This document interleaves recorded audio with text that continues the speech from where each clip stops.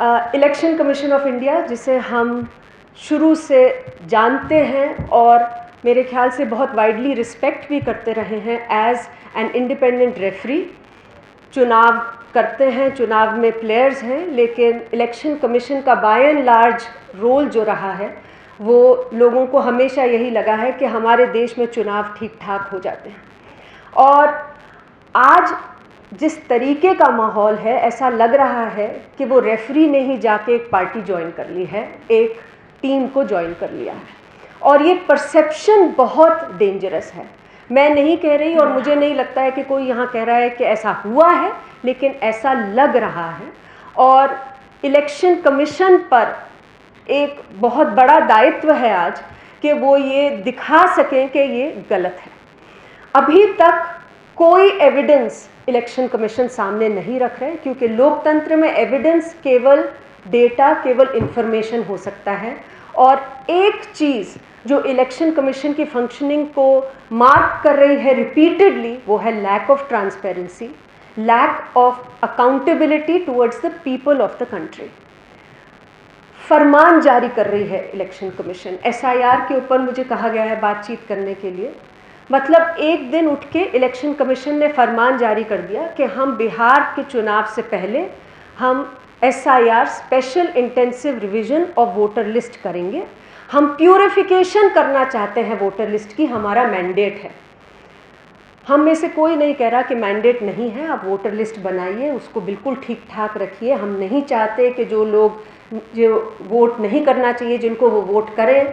हम ये भी नहीं चाहते कि जिनको करना चाहिए वो एक्सक्लूड हो। आप ज़रूर लिस्ट को ठीक करिए, लेकिन स्पेशल इंटेंसिव रिवीजन, जिसका अगर संविधान में भी हम देखें यही समझ में आता है कि किसी पार्ट ऑफ अ कॉन्स्टिट्यूएंसी और एनी कॉन्स्टिट्यूएंसी जहाँ पे लगे कि कुछ बहुत ज़बरदस्त प्रॉब्लम है, वहाँ पर एसआईआर करा लीजिए। यहाँ पूरे देश में डायरेक्शन इशू किया इलेक्शन कमीशन ने कि हम बिहार से शुरू करके पूरे देश में, मतलब करीब 100 करोड़ लोग जो इस देश के वोटर्स हैं, हम सब की नागरिकता की जांच करेंगे। आप प्रूव करिए कि आप सिटीज़न हैं और तब हम आपको अधिकार देंगे कि आप वोट कर सकते हैं अपने देश में। ऐसे लोग जो सालों से वोट करते आ रहे हैं, उन्हें भी ये कहा जा रहा है कि नहीं, अब आप हमें प्रूव करिए, जो डॉक्यूमेंट हम चाहेंगे आप दिखाएंगे, तब हम आपको मानेंगे और आपको उसमें डालेंगे। अब इस तरीके की प्रक्रिया पहले तो कभी भी नहीं हुई।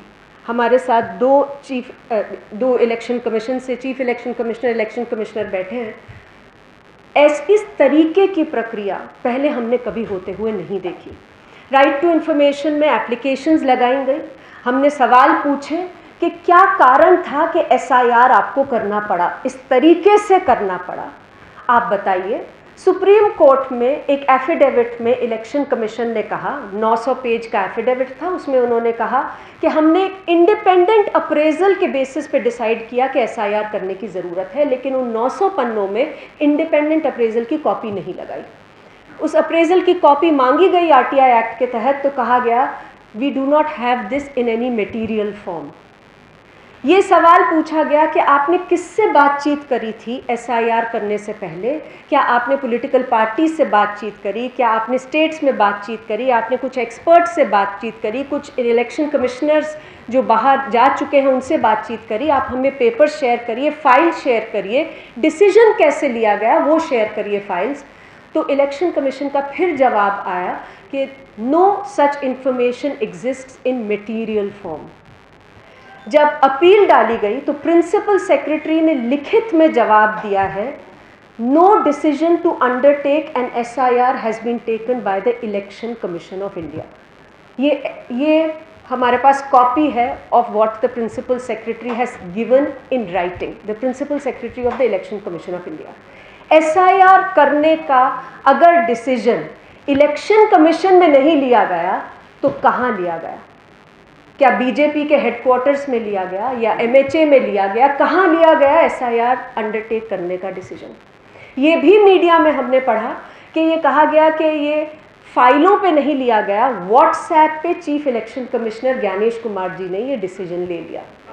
अब जब तक हमारे सामने तथ्य नहीं रखे जाते, how do we know how this important, significant decision, which has impacted nearly 100 crore people in this country, was taken to begin with? जिस तरीके से SIR को पुश थ्रू किया गया है, रोड रोल किया गया है, वो भी हम सब ने देखा है। बिहार में 65 लाख लोगों के नाम डिलीट किए और कहा हम नहीं बताएंगे कि किन के नाम डिलीटेड हैं, वो लोग मर गए हैं, शिफ्ट कर गए हैं, केवल इतना ही बताएंगे। जब तक सुप्रीम कोर्ट ने नहीं कहा कि आप लिस्ट जारी कीजिए, इलेक्शन कमीशन कहता रहा हम लिस्ट जारी नहीं करेंगे, लोगों की प्रिवेसी का हनन होगा। फाइनली लिस्ट जारी हुई, इतने लोग आए सामने कहने के लिए कि हमें कह दिया है हम मर चुके हैं, हम तो यहाँ बैठे हैं, हम ऐड क्यों नहीं हो रहे, हम क्यों नहीं वोट दे पा रहे हैं। उसके बाद बाकी 12 राज्यों में SIR हुआ है। बंगाल में तो जिस तरीके का एक पूरा स्पेक्टिकल हुआ SIR के नाम पे, पूरे देश ने देखा है। यूनिक चीज़ जो इलेक्शन कमीशन ने डिसाइड की कि 1,35,00,000 लोगों के नाम शॉर्ट लिस्ट करे एक सीक्रेट एल्गोरिदम को यूज़ करके। मैं सीक्रेट एल्गोरिदम इसलिए कह रही हूँ क्योंकि किसी के साथ शेयर नहीं किया गया था वो एल्गोरिदम। उस एल्गोरिदम को यूज़ करके 1,35,00,000 लोगों के नाम शॉर्टलिस्ट किए गए कि आपकी लॉजिकल डिस्क्रिपेंसी है। 2002 की जो वोटर लिस्ट थी उससे आपके नाम के स्पेलिंग मैच नहीं करते, आपके पिता के नाम के स्पेलिंग मैच नहीं करते, आपके पिता की और आपकी एज में डिफरेंस जो है वो ठीक नहीं लग रहा है, आप वोट नहीं कर पाएंगे, आपको नोटिस जारी करते हैं। फर्स्ट प्लेस एवर SIR में बंगाल में जहां नोटिस जारी हुए 1,35,00,000 लोगों को। उसके बाद 60 लाख लोगों को कहा गया कि आपको लॉजिकल डिस्क्रिपेंसी के कारण हम डिलीट कर रहे हैं फ्रॉम द वोटर लिस्ट, और जो बाकी के 75 लाख लोग थे उन्हें कहा गया नहीं आप ठीक हैं। हाउ वॉज दैट डिसाइडेड, ये भी कोई क्लैरिटी नहीं है। सुप्रीम कोर्ट में बात चल रही है, सुप्रीम कोर्ट कह रहे हैं कि हम अपनी स्पेशल पावर्स इन्वोक करेंगे, उन्होंने कहा हम जुडिशियल ऑफिसर्स को यूज़ करेंगे, वो एडजुडिकेट करेंगे मैटर्स को। 60 लाख के बाद 27 लाख लोगों को शॉर्टलिस्ट किया गया, आप वोट नहीं कर पाएंगे। उनकी हियरिंग नहीं हुई, वो कह रहे हैं हमारे पास पासपोर्ट हैं, हमारे पास बर्थ सर्टिफिकेट हैं, आप कह रहे हैं हम अपनी एक्सरसाइज नहीं कर सकते right to vote, how can this happen?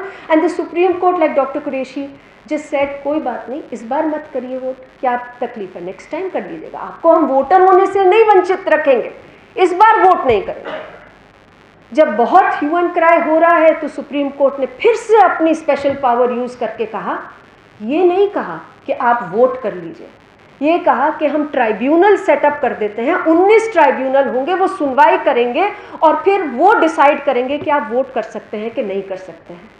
2000 के करीब केवल लोगों की, आउट ऑफ 27 लाख पीपल, 2000 के करीब लोगों की केवल अभी तक जो समझ में आई है, जो हम जुटा पाए हैं सूचना, उनकी सुनवाई हुई।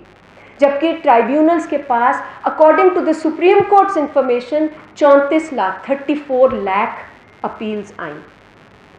तो मतलब 34 लाख लोग, और जो 2000 की सुनवाई हुई उसमें से लगभग सारे लोगों को पाया गया कि इनको वोट करने का अधिकार होना चाहिए, उन्हें ऐड कर दीजिए वापस। तो मतलब 34 लाख लोग पोटेंशियली ऐसे थे जो वोट जिनको करना चाहिए था वो वोट नहीं कर पाए क्योंकि उनकी सुनवाई नहीं हो पाई।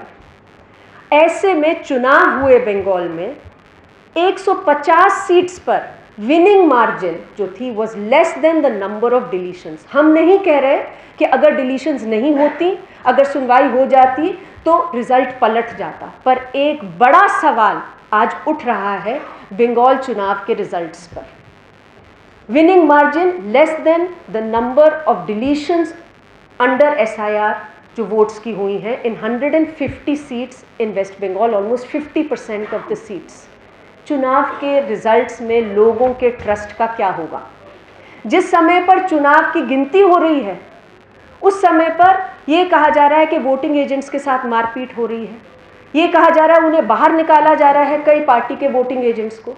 पता नहीं ऐसा हुआ कि नहीं हुआ, लेकिन ये मांग उठी कि आप CCTV कैमरा जो हमारे लोगों के टैक्स पेयर्स के पैसे से लगाए गए हैं for the precise purpose of stopping electoral fraud and exposing electoral fraud, उसकी आप हमें फुटेज दे दीजिए। इलेक्शन कमीशन अड़ा हुआ है, इलेक्शन कमीशन नहीं दे रहा सीसीटीवी कैमरास की फुटेज।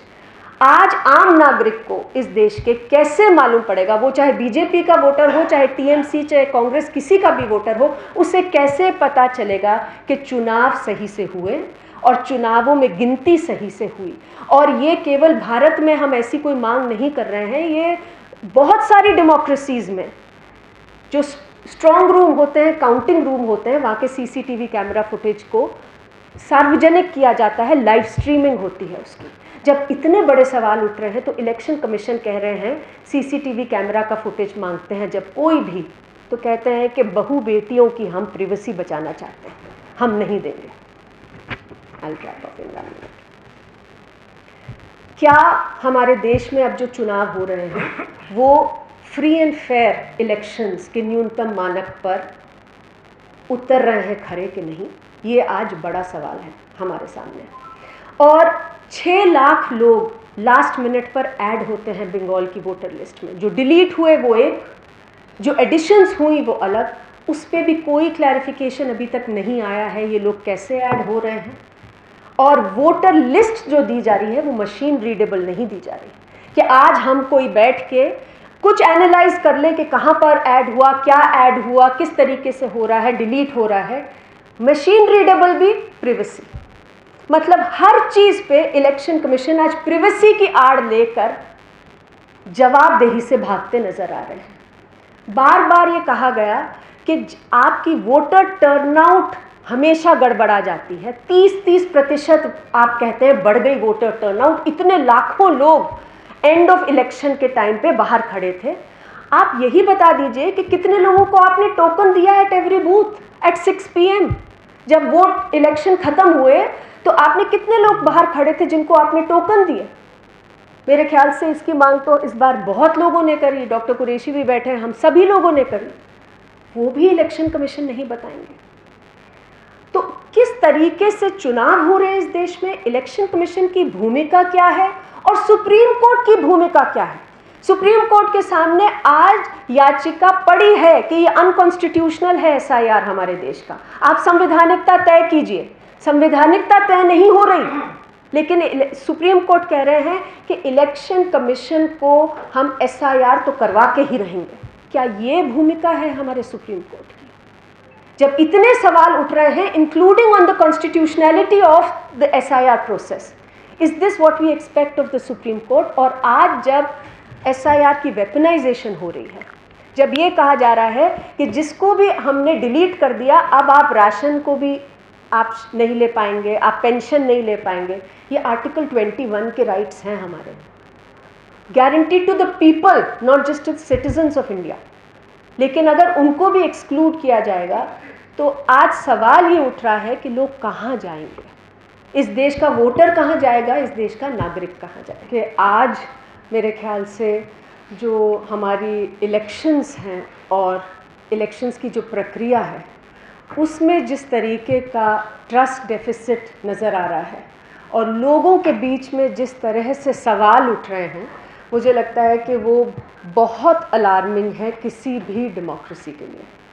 और इसमें सबसे ज़्यादा जो चिंता की भूमिका है वो हमारे इंस्टीट्यूशंस की है, क्योंकि कहीं पर जो पॉलिटिकल पार्टीज़ हैं वो किस तरीके से बिहेव कर रही हैं, क्या जो रूलिंग पार्टी है वो ज़्यादती कर रही है नहीं कर रही है, वो एक विषय है और उस पर बहुत ज़्यादा अब लोगों को सरप्राइज़ भी नहीं होता। लेकिन जो उम्मीद रहती है और जो ट्रस्ट होने की ज़रूरत है इंडिपेंडेंट इंस्टीट्यूशंस में, कि वो लोकतंत्र में लोगों के जो अधिकार हैं और चुनाव जिस तरीके से होने चाहिए उसमें विश्वास कायम रखेंगे और उन्हें ठीक से कराएंगे। आज हम देख रहे हैं कि उस पर लोगों का विश्वास बहुत ज़्यादा डगमगा रहा है।